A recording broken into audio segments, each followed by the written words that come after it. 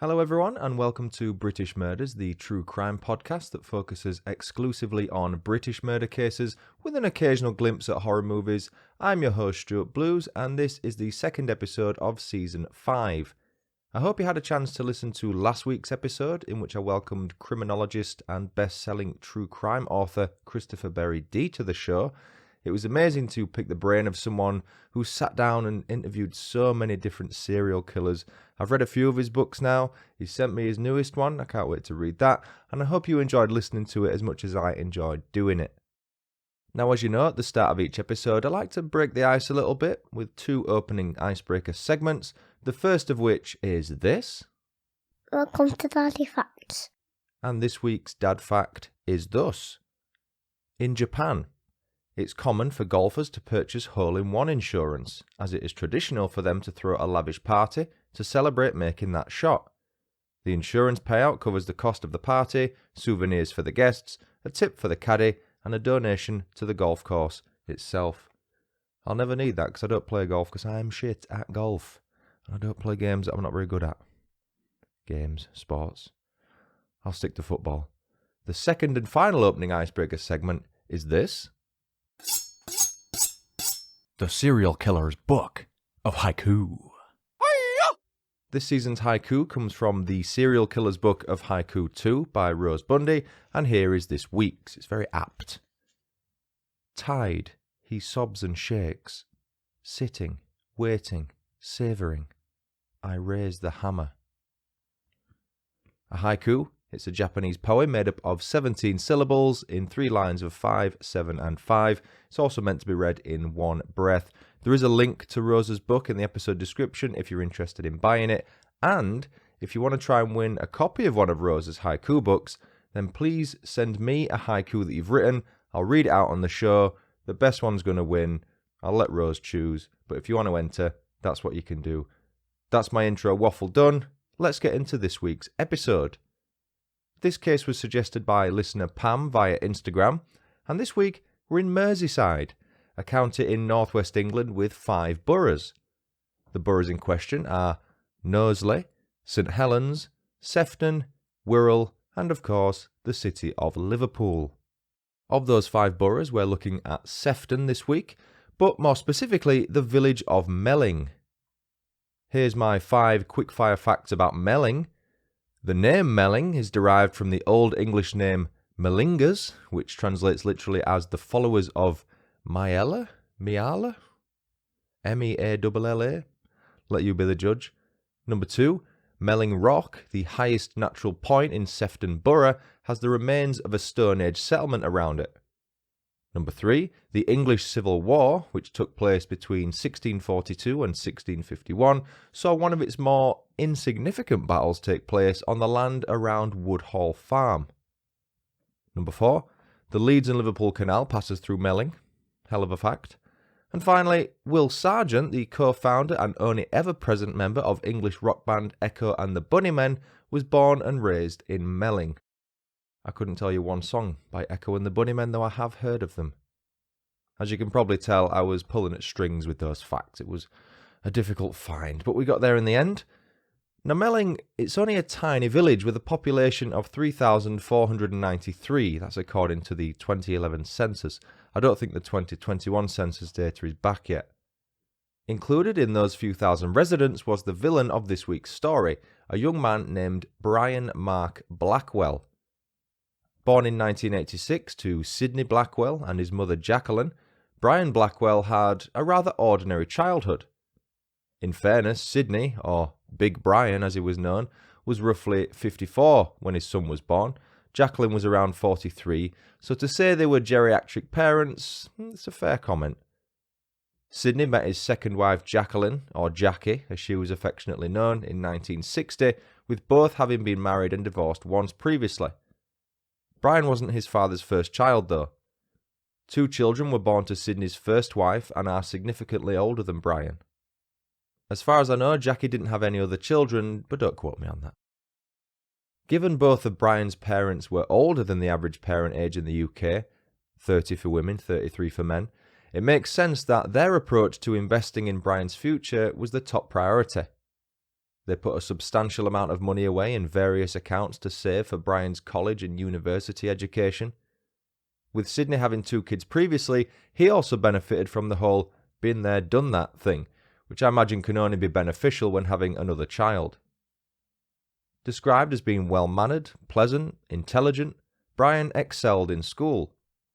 He attended a public school as well, so his exemplary grades were even more impressive. When asked by his teachers what he wanted to be when he grew up, his response was, "I want to be a doctor," which delighted Sydney and Jackie. They pushed their son in an attempt to help him achieve his potential, though sometimes Brian's cockiness and extroverted nature took priority over his schoolwork. Even so, his nickname was Brains, which showed how highly his family and friends held him in regard. One thing Ben excelled at on a physical level was tennis, although he perhaps tended to big himself up to others a little bit too much regarding how talented he was. As he grew older, Brian's tendency to lie pathologically increased substantially, and some of the lies are absolute corkers. He went around acting like he was a superior tennis player to everyone else at the tennis club, and he made out that no other young prospect in the country was better than him. During his college years, which in the UK occurs between the ages of 16 and 18, Brian's lies had become more elaborate and more convincing. He was in a relationship with fellow 17-year-old Amal Sabah, whilst attending Liverpool College, which at the time of this story's events cost over £2,000 per term to attend. I tried to find out the entry cost for 2022, but I couldn't find them anywhere. It's probably a secret. A need-to-know basis, one of those things. Amal Sabah's family are originally from Jordan in Western Asia, and both of her parents are physicians. So with Brian's aspirations of becoming a doctor, you can see why he likely got on with Amal's parents. Bringing it back to his lying, listen to this. He convinced Amal that he wasn't just a hot UK tennis prospect. Instead, he said he was ranked as number 1 in several magazines. He doctored numerous magazines to show his name at the top of each list. It didn't stop there though.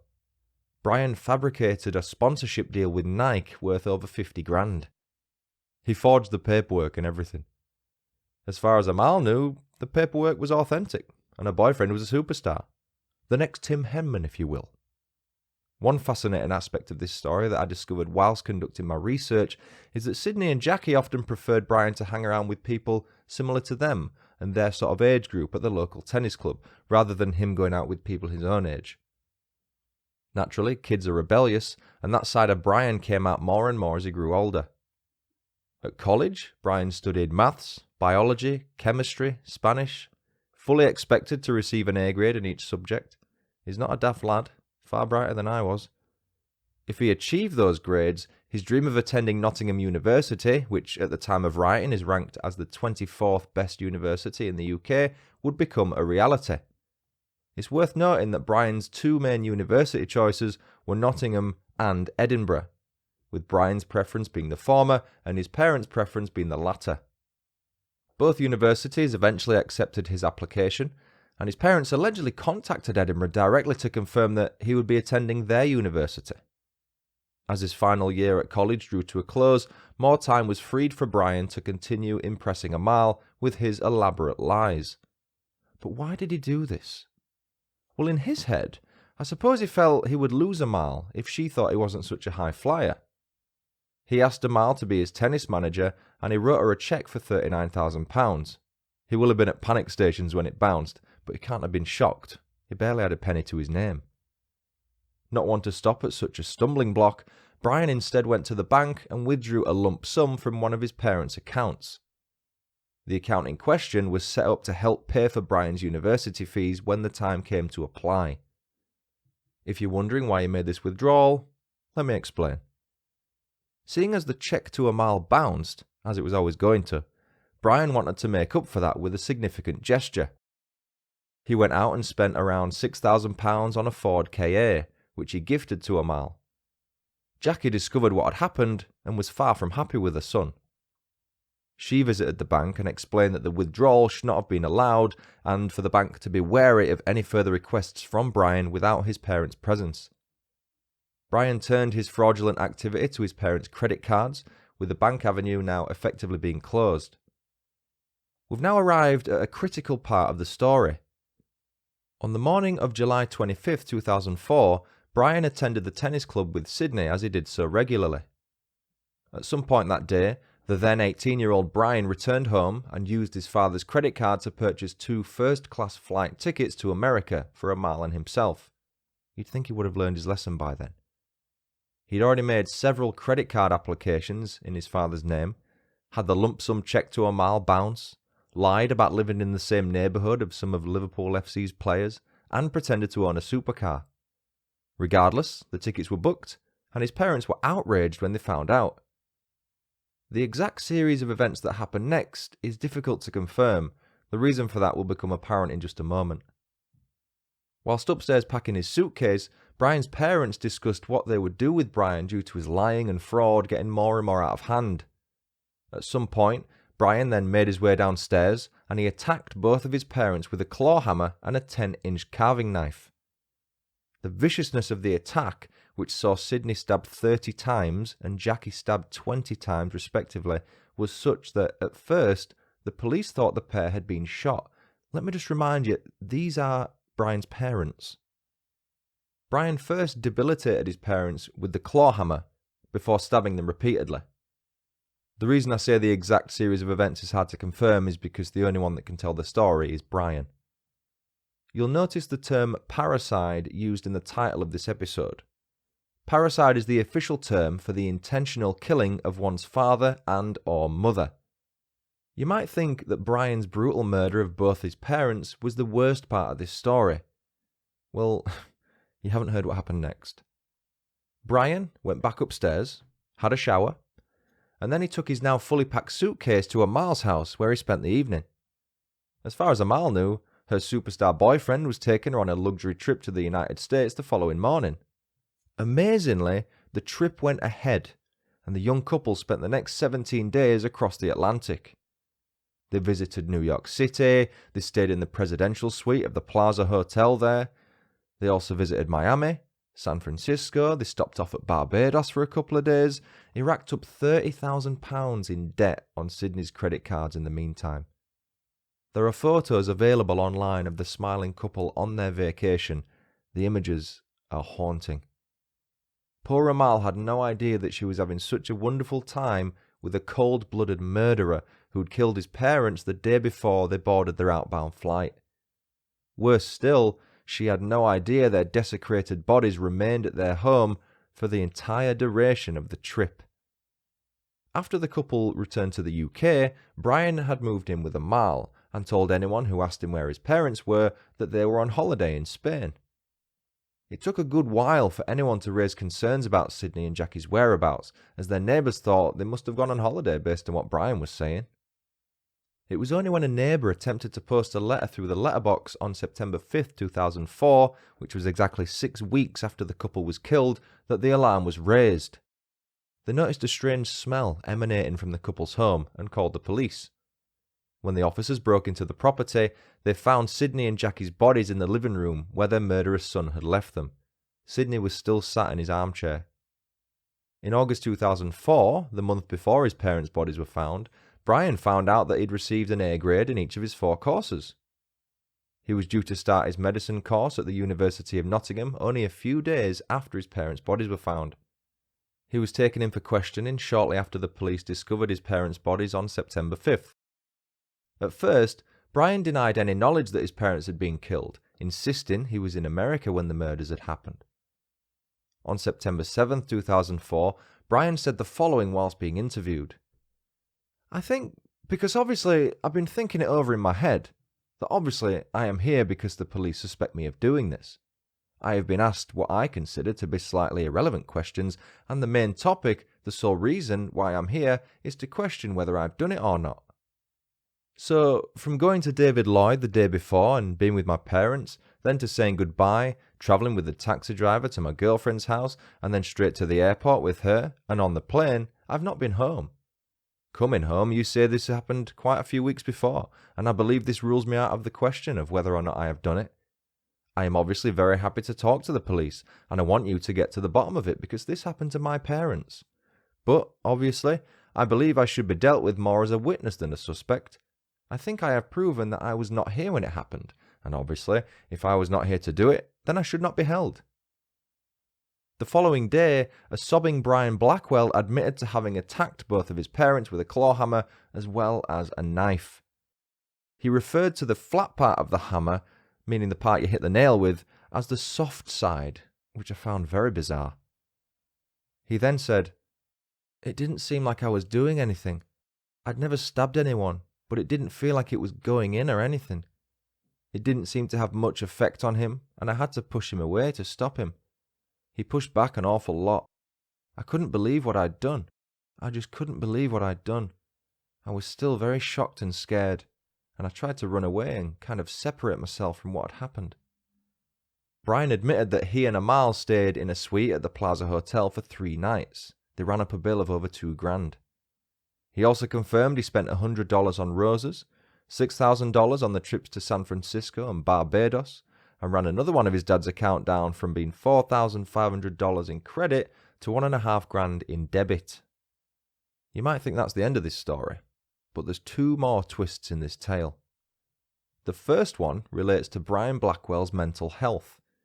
3 psychiatrists and 2 psychologists concluded that Brian has Narcissistic Personality Disorder, or NPD. NPD is characterized by an increased sense of self-importance and an excessive urge for admiration. Ted Bundy was thought to have had the same disorder, as does White House farm murderer Jeremy Bamber. The defense put forward that Brian had committed the horrific murders of his parents as a direct result of NPD. In June 2005, Brian pleaded guilty to 2 counts of manslaughter due to diminished responsibility at Liverpool Crown Court. On June 29, 2005, Mr Justice Royce handed Brian a life sentence for the manslaughter of his parents Sydney and Jackie. He was given a minimum term to serve of 12 years, though Judge Royce said, "The present evidence suggests that conclusion is unlikely ever to be reached." What he meant by that was he never felt Brian would be deemed well enough to be released. Following his sentencing, Brian stood in the dock of the court as a letter written by him was read out.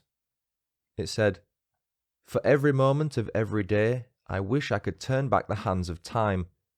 I eternally long to be a little boy again at a time when everyone really loved each other, when we could have a happy time and be a family once more.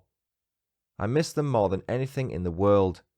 The guilt will punish and haunt me for 24 hours a day for the rest of my life." In February 2007, Brian appeared at Liverpool Crown Court and was ordered by Judge William George to repay £36,953 under the Proceeds of Crime Act 2002. Brian didn't dispute the claim and was swiftly returned to Swinfen Hall Young Offenders Institution, which is located in Staffordshire. Ready for the final twist in this tale?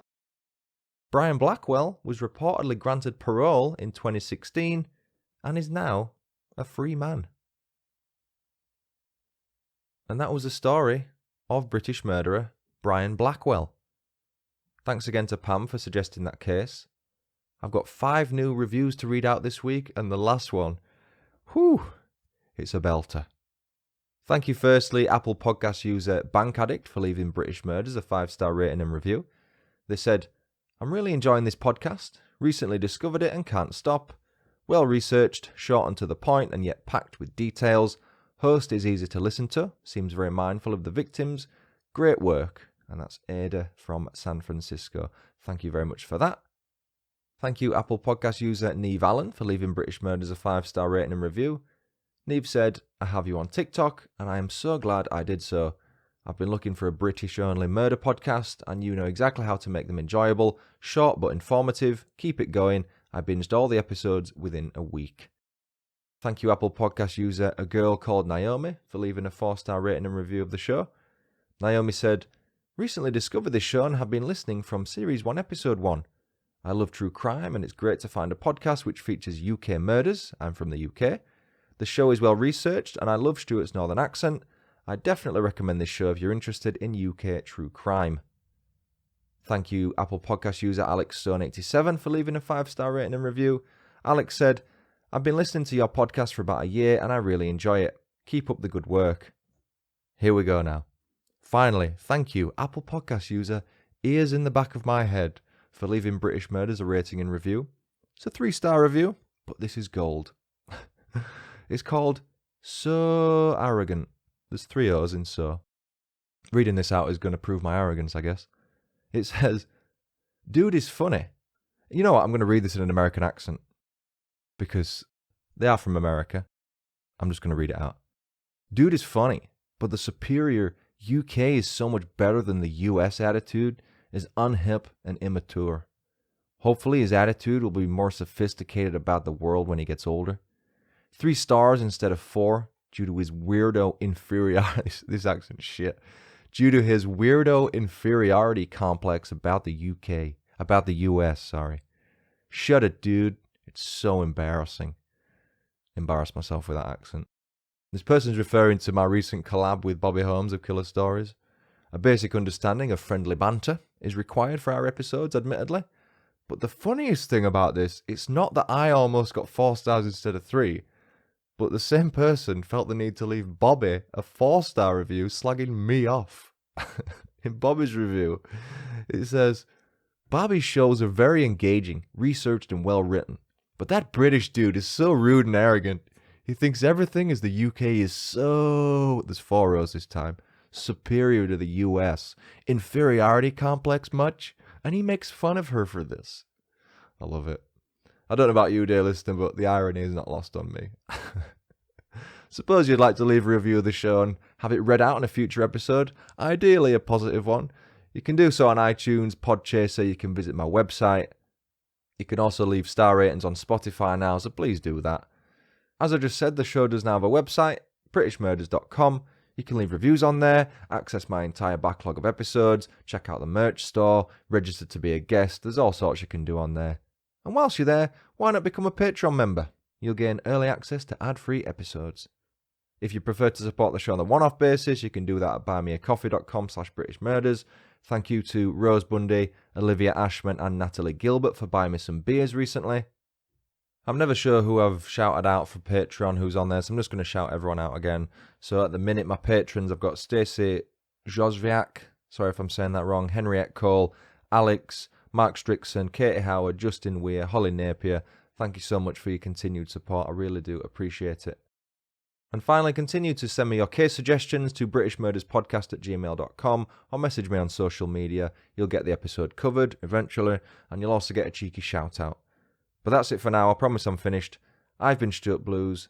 This has been British Murders. Thanks so much for listening. Until next time, cheerio.